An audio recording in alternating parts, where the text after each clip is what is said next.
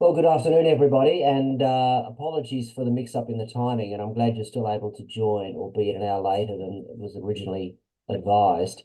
And that was entirely my fault for stuffing it up at my end. I was sure it was 3 o'clock, but in fact, it turned out the note was 2 o'clock. So thanks for joining us. I'm just letting people in as they join. Oops, another one.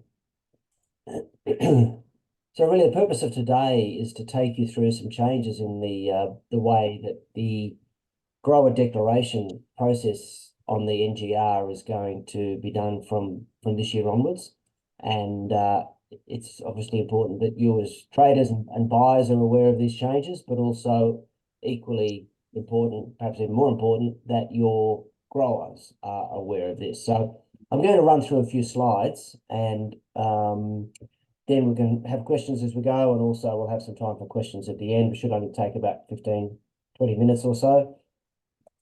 So bear with me while I just share this. There we go. Can I just check that everybody's seeing that? Yep, all good. Excellent, great. So as you would be aware, the current system that we have for growers signing the self-declaration is that there is a self-assessment form on the SGA website, and we've been encouraging growers to complete this self-assessment before proceeding to the NGR website to complete their grower declaration.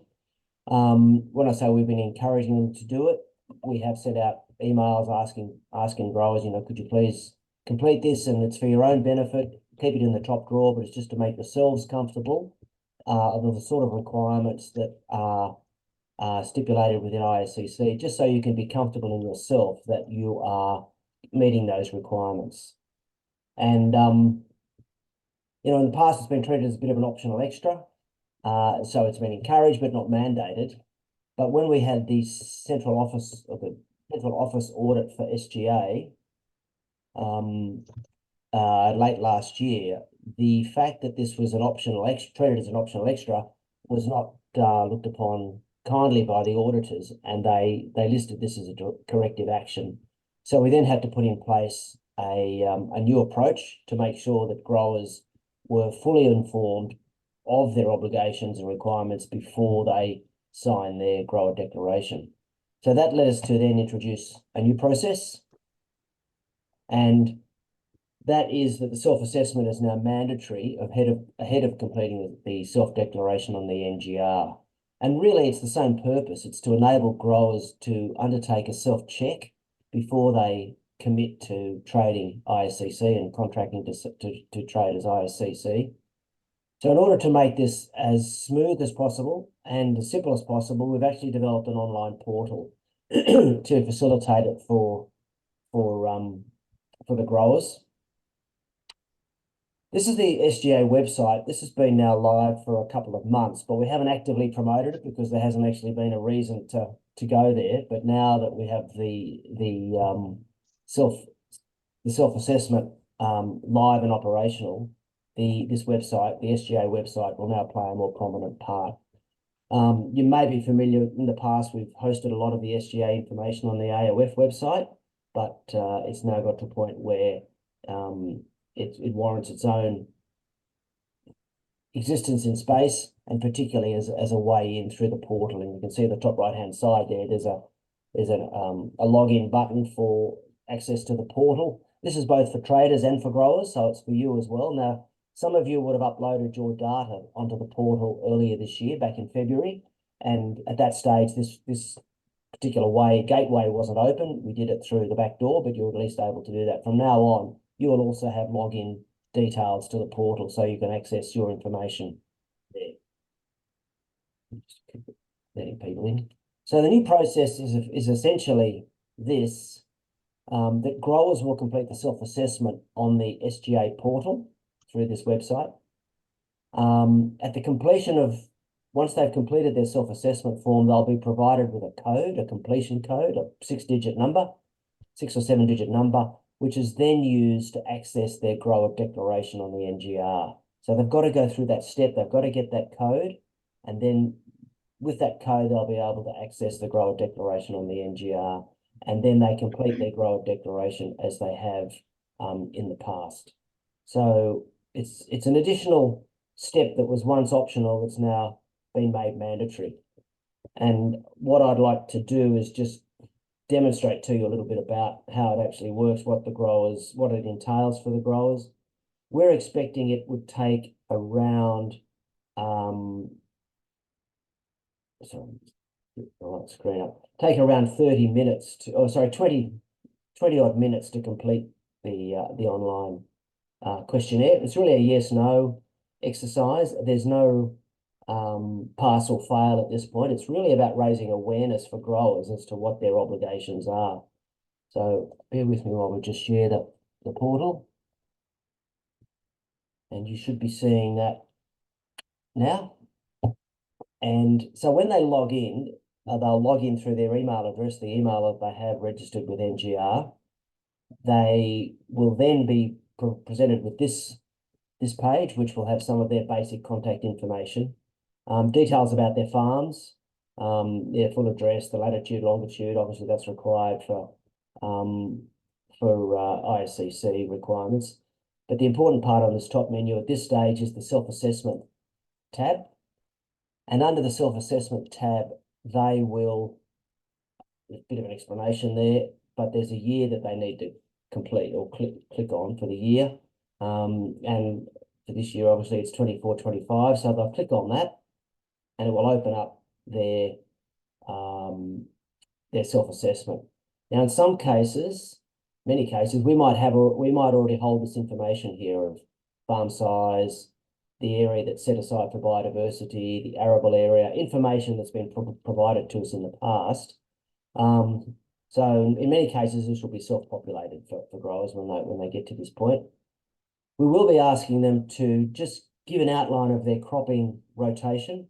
And this is, again, to demonstrate good agricultural practice, because a lot of the ISCC requirements are around good agricultural practice. In fact, well more than half of all the requirements of ISCC revolve around good agricultural practice.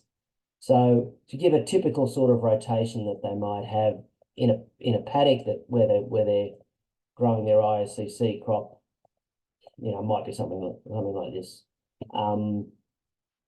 If they have a farm business plan, that obviously meets a lot of the ISCC requirements, because a lot of this information is documented. So they might just click yes, I've got a business plan. If they don't have a business plan, they just click no. But if yes, it's just an assurance, yep, I've got that information. These questions, by the way, are in the same order that the auditor will be asking questions when they visit the farm. So they're in that same order. The next one is around livestock. That's really, the basis of this is around soil compaction. So that's what it's really trying to identify. Do you run stock, yes or no? If they click on yes, it will then ask what sort of stock it is. So what is it you're actually running? I'm running sheep, and what is it? How many are you running? 5,500 or something. And what area? You can see I'm not a farmer because I've got no idea what sort of 500 sheep how many hectares that might run on. But anyway, so you fill in that information, and then you would just keep moving down this form. And again, it's yes, no answers. You'll see these information buttons here, the standard sort of international symbol for information. So where there are questions that might need a bit more explanation. So can you supply a copy of your Shire rate notice or lease agreement? Why do we want that? It's basically to prove ownership, or at least your right to farm on the land. And again, this is an ISCC question. It's always been there, but we're just making growers aware that this is the sort of information that ISCC is after. So they click yes. Any land been cleared on your farm since 2008? Click no. And then we work on through that list. If you click yes, then there are some specific questions, because obviously land clearing is one of those highly sensitive areas with ISCC, and unless there are absolutely mitigating circumstances and exceptional circumstances behind land clearing, then you won't be able to have your property certified. And so the questions go on, biodiversity, do you have a biodiversity and pollinator action plan? Now, if you say no, for example, here, it'll have a link. Oops. So firstly, it's got information panel there. But if you said no, in this case, it's got a link through to the biodiversity and pollinator protection plan template that is available on the SGA website. So you may be familiar that with the website to the extent that we have all these templates there to help growers complete the forms if they don't actually have these particular documents handy. And you can understand that, you know, a typical grower may not have a biodiversity and pollinator action plan, but it is a requirement at ISCC. So we've provided the template there to make it easy for growers to complete. And again, it's a simple form. Soil management, next one, again, clicking through. Any controlled burning in the past year? Yes, no. Yes. And questions there. If you did do controlled burning, was it with a permit? Did you get a permit from the RFS or your local authority? And you know, so again, standard ISCC questions. As I said at the outset, there's no pass or fail here. It's basically yes, no. So you know, so you as a farmer, so the farmer is aware of the sort of areas that are probed and looked at from ISCC. And when they get to the end, they can be satisfied in their own mind that, yep, I think I'm pretty much there for ISCC, or no, my chemical shed, let's say, you know, my chemical shed may not necessarily be up to scratch, so I better do some work on that. But other than that, I'm pretty much in order, etc., etc. If they don't have the time to complete it all in one go, they can hit save. It'll save it, and then they can come back in. And when they've actually completed all the questions, yes, no, all the way down, then it becomes submit, and that is then submitted. And it's there for posterity, for their own purposes. And it is purely for their purposes. It's not something that ISCC is going to look at or the auditor is going to look at. They just need to, the auditor just needs to know that, yep, the grower's done this bit of homework first. And good thing is that having it on a database like this means next year when they come in to do the same, when they do the self-assessment next year, a lot of this information can be pre-populated. So essentially, if you've done it last year, a lot of the things will be the same for the next year. So it'll pre-populate the form, make it even faster to go through each year. So that's what the portal looks like. There'll be instructional videos available to take yourselves, and growers more importantly, through the step-by-step process of firstly how to log in and then how to actually go through the process. I'll just get back to the presentation. A few more slides here before we get to questions. And so obviously communication to growers is critical. Growers need to be made aware of this new step in the process, i.e. they will need to complete the self-assessment before they go to the NGO website. And as I said, it will aid growers in deciding whether or not to trade ISCC. And as most of you know, most growers are pretty much aligned with the ISCC requirements. It's good agriculture practice, it's good farming practices. Yes, in some cases, growers have to have some corrective actions applied to them. Might have to put a lock on their chemical shed, or they may need to put something that's relatively easy to undertake, not necessarily a capital investment, in order to comply, and they might be given 60 or 90 days to do that. As I said, there's no pass or fail aspect with it. It's about building awareness of the requirements, and there's full support when needed. For example, the easy to complete templates if they haven't got a biodiversity and pollinator action plan or a greenhouse gas reduction plan, the sort of things that ISCC is requiring, then there are templates to use there that are pretty much one pages, tick through. Oops, hang on. So SGA will play a key role in the communication. So we will be contacting all the growers that we have information for with a unique link in that email. So we'll be emailing them with a unique link that'll take them straight into their part of the portal. So all they'll need to do is set up a password and they've got that information. There'll also be a campaign around on the website and through our social media, primarily Twitter.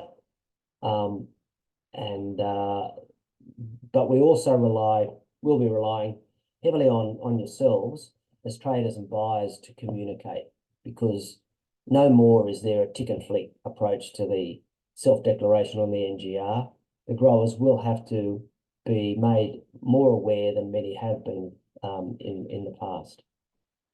And we've got one more to go. So just on the communication side, fancy chart, but basically saying communications is important. There'll be social media from both yourselves and ourselves to driving people to an information page on the SGA website, but there will also be an email to existing growers. That's with their unique link that will enable them to log in. But we're also asking the traders, to yourselves, to communicate to growers, to go to the website and complete the forms, and then on to the NGR website for the self-declaration. So how it's going to pan out over the next couple of weeks, really, as I think you'll be all aware, NGR roll over on the 1st of July to the new year, which obviously straddles the crop year, in terms of, the crop is actually in the ground, growers know where they are now, but from 1st of July is when the NGR forms become apparent. So that's when that's when all this will be enacted. The new requirement to enter the code on the NGR website will be available from early July. So where we are now is a trader briefing. That's what we've been running this week through a number of these webinars. Supporting you will be a communications pack. So each trader will get a communications pack in the next week that will have with it things like your social media tiles for Twitter or Instagram or whatever you might be using. There'll be some tiles with some key messages and links. There will be template emails for you to send out to your growers and or to incorporate in your existing communication to growers. And then from about mid-June, we'll be making the direct communication to growers, and sort of ask that you hold off, the traders and buyers hold off their communication until around that mid-June period, 14th, 15th of June. And once we start the ball rolling, we'll let you know. And then that'll give growers about 2 weeks before it all becomes live on the NGR site. It will be live on the SGA site now, in fact, but it will become live from the 1st of July. And so growers will complete, have a look at the self-assessment. They're eager beavers, they can go to the NGR website on the 1st or 2nd of July and complete their form, but at least it's giving them a little bit of time to get their head around a new process. And I guess of equal importance, giving yourselves the time to get your head around the new process as well. So I think that's in a nutshell what's involved, and I'm more than happy to take any questions. And I noticed we've just had someone join us now. And for you, Paul, I'm happy to run through it again, noting that you were online at 2 o'clock, waiting for me to open up the call. So I'm happy to do a rerun of this at the end. But at this point, we'll take questions. Any of the questions that have been raised by the likes of yourselves over the course of this week have been captured and incorporated into a Q&A document that you'll also receive. So there'll be a full set of Q&As or FAQs available for as part of your communications pack. So I'm ready and waiting for any questions, and I will endeavour to answer them. We should just acknowledge on the call we've also got Lyndall Philby. So Lyndall may be known to some of you through her connections with GTA, but she's been working with us on this project. She is effectively the project manager and the bridge between ourselves as the implementer of the system and the developer, the software side of it, and has been acting as that bridge. So if I can't answer a question, I'm expecting Lyndall might be able to. But by all means, if there are any questions about this, don't hesitate to let me know. Don't all speak at once. Maybe you're all on mute. Hi, Nick. It's Damien from ADM. I've got one question. I see on the flow chart or the timeline that it's available for 23-24 from the 1st of July. Is that, So are you essentially 24-25? Oh, it should be 24. Yeah. So I guess my question is, does the grower, essentially the grower now needs to complete this, or the mandatory component is for 24-25 season onwards? Yeah, yeah. Is that correct? And that is a tie. I've just corrected that. You're the first one to pick that up. That is incorrect on that slide. I'll make sure that's corrected for the subsequent presentations. Apologies for that. Yes, now there is some confusion. This is on a separate matter and around which year which self-declaration relates to. And some traders I know hold off until the 1st of July before advising their growers to complete the declaration. But others, and it's been happening, it's always been happening, basically growers will fill out the form today for the crop that's in the ground. They'll fill out their self-declaration on the NGR website for the crop that's in the ground now. And as most of you would be aware, and also acknowledge Adrian from NGR, who's also on the call, NGR effectively wiped that slate clean at the 30th of June and initiate a clean slate on the 1st of July. So if a grower's completed that self-declaration prior to June 30, technically it's lost, but it's not really. The requirement is that they complete the self-declaration in the crop year. So effectively that's in this period from, let's say 12 months from January to December, but they're more likely to do it from when they started seeding, so March, April, May through till harvest time, which straddles 2 NGR years. But either is appropriate. So we work with NGR and download all the grower declarations before they expire on June 30. So that covers all the growers that have completed it this year up till June 30. And then we'll do it again for post June 30. So I don't know if that's answering your question, Damien, but A, you've picked up an error in the presentation, which I've corrected. But secondly, trying to bring some clarity around this, which NGR year is appropriate for a particular crop year. And in fact, it's both NGR years. So it's the NGR year pre-June 30 and the NGR year July 1 onwards, if that's clear. We'll be issuing a specific communique around this aspect before the end of the week, just to make it crystal clear what is the expectation, what is the requirement. And we've checked with our auditors, and the auditors, they're saying, provided it's signed in the crop year, that is sufficient. The thing is, the crop year straddles 2 NGR years. That's the challenge. Is that clear? Is it sort of answers your question, Damien? Yep. Thank you. Nick, Danny Verbeke from Grain Corp. Can you give me an idea of what the education piece looks like? How are you going to educate growers on this? Okay. So it's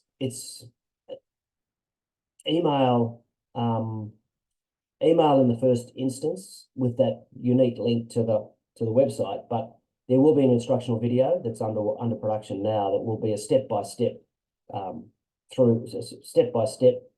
take through of how they log in, how they get to their particular part of that self-assessment form and then complete it all. It won't go through every question, obviously, but it will go through the sort of bit like I did, pick out some eyes of it and just identify and explain how you complete the form. So it'll be that instructional video, it'll be the email, and then there'll be the social media support, which will be driving people to an information page on the SGA website. And this is where we hope that same communications pack that we're given to each of the traders will also help amplify that message. So the social media side of things, so that'll come via Instagram or Facebook or what's? Yeah, so well, Twitter is the main one that SGA uses. But if you use other social media, then you'll have the materials to do that, including some of the tiles, some of the images, with some super text over the image, and they'll be made available in the next week or so to you. Thanks for that. Sure. And I suppose the other part of it is for your field team to be brought up to speed if they're actually having the face-to-face discussion with growers, that they also understand the process. And we're happy to have these webinars if you want to bring your field team together, or you'd like us to do more demonstrations of the portal or more this sort of thing with your teams. Happy to do that as well.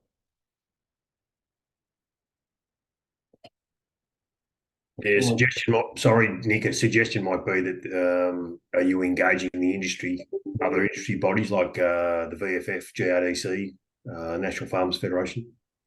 Uh,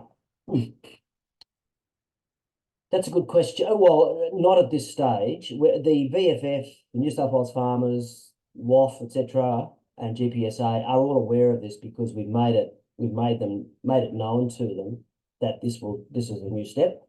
I might add that CBH is doing exactly the same thing for the West. So it's across both the key ISCC certificate holders, CBH and ourselves.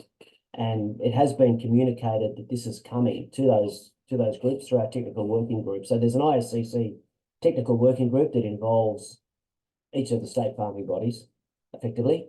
So they've made it clear, and I think CBH has actually gone out and communicated to their growers about it. But in terms of these specific briefings, we haven't taken each of the farming groups through this particular briefing. So that's a good point. We might see if we can slot that in before we move with it. Yeah, great idea. Yeah.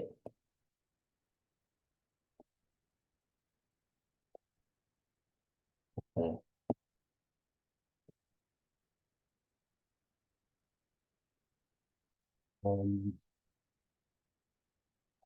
Are there other questions that people might have? If I can pull it up quickly, I'm happy to share with you the questions that have come so far. Because it might prompt some other questions for you. Yeah. Let me just give some specifics. Is there a time limit on the code? So do these codes expire? Like once you've given your code, have you got 30 minutes to get to the NGR website to complete? And the answer is no. The code has a life of 12 months. Can the code be shared? No, the code is unique to the corresponding NGR. And can the code be reused? It's valid for 12 months. A new code will be needed next year. CBH I've already covered. Yeah, completing the form 20 to 30 minutes. Can you save grower self-assessment form and come back to it? I've explained that. Do I have to provide any evidence to support my answers? No. So at this stage, evidence is not required. Obviously, if they're selected for an audit, the audit is all around the evidence. So the audit checklist, which is also on the portal, that the grower will complete, it's the same questions, but there's an additional link with each question, and that is upload the evidence. Upload the evidence. So they have to upload that, the copy of their rate notice, for example. We don't want the bottom part of the rate notice. We just want the bit at the top that's got their name on it. If you've got a business plan, a photo of the front page of the business plan, for example, to demonstrate that you've got it. So yeah, no evidence required at this stage, but if they do get audited, then they will require that. But of course, if a grower is audited, they are individually and personally contacted by ourselves and handheld through that whole process. So they're not thrown in the deep end. They're actually, and we have done this since inception. So I think this is the 5th year we've been doing it. They're handheld through the whole process. Question that's come up a couple of times is, why isn't this on the NGR website? Why the grower have to go through 2 steps? And I think that's a valid question.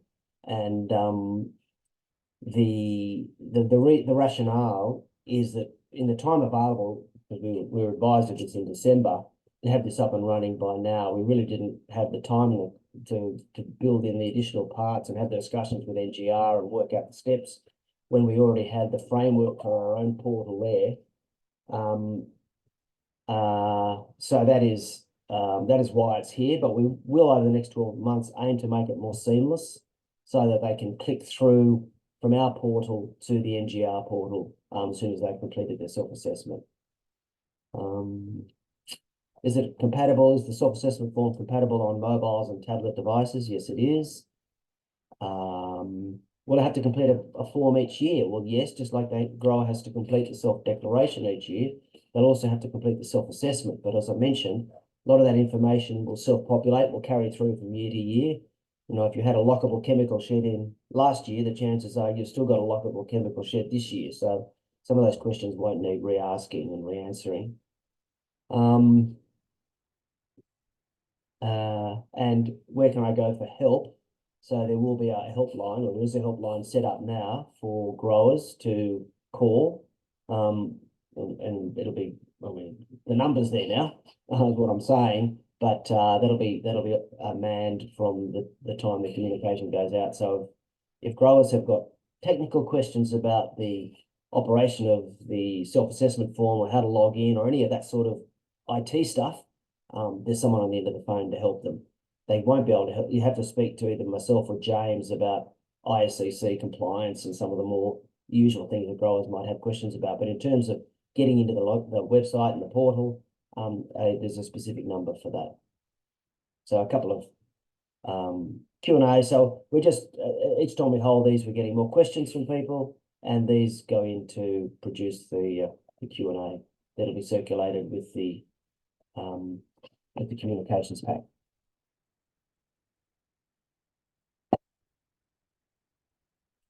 Give a very quiet bunch. Be absorbed. Any other questions that we might have? I have actually recorded this webinar. I haven't recorded the previous ones, but I have recorded this one in case anybody would like a recording of it. But as I said, I've got a few questions here. One question. Sorry, if you'd like me to run this through for any of your field team, more than happy to do so. It'll either be myself or Lyndall or James that will run through it. Only that I'm on leave in the next couple of weeks. Question from someone says, once the grower completes the SGA checklist, would the grower receive a copy of their code via email or text? Yes, absolutely, by email. And the question about text is really good. It's come up, and we're just looking into that now to check that we've got their contact details sufficiently to be able to provide a text SMS back to them. And that question, I think we've also covered with the expiry, so it doesn't expire. Excellent. Where do we get a copy of the recording from? Just contact me and I'll make it available to you.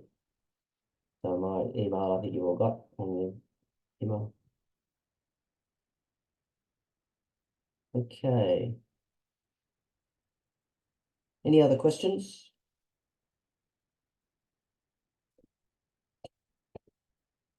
Nope. All right, well, let's take that as read. But as I said, James and myself and Lyndall are around for any questions. Lyndall particularly on the operational technical side from the website portal side, and James and myself from an ISCC compliance side. Yep. So if that's all from everybody, either my network is down and nobody's hearing me, or you all got no questions and we're finished. So thanks for your time today. And again, apologies for the mix up with the time. We've had 19 people on this call at one stage. So word obviously got around about running it at 3. It'll be run again tomorrow at 11 Sydney time, if anybody would like to spread the word around your organisation.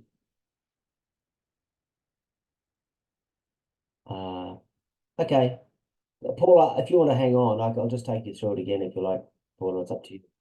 Otherwise, thanks, Paul. Okay, thanks, Nick. Thanks, Nick. Thanks, Nick.